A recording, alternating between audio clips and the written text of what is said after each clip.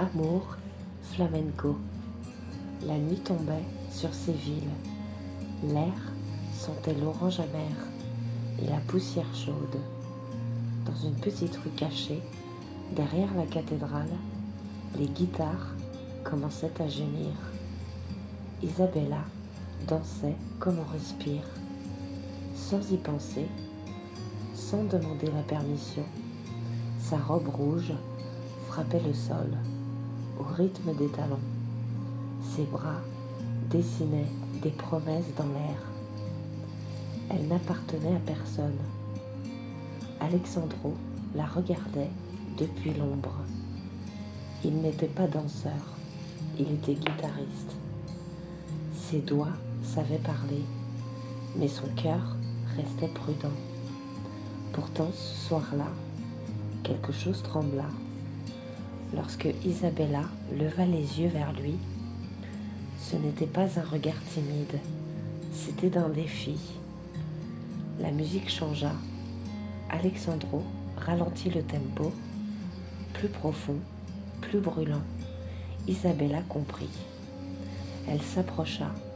Chaque pas était une question, chaque frappe une provocation.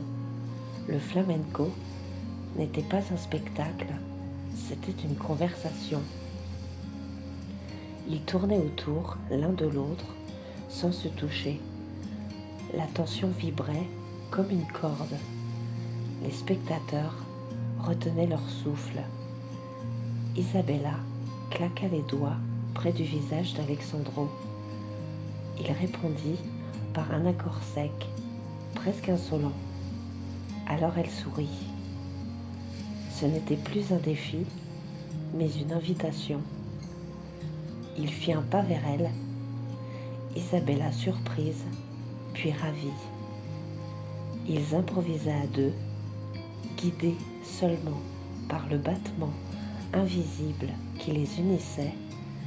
Le flamenco devient plus lent, presque intime. Les regards parlaient pour eux.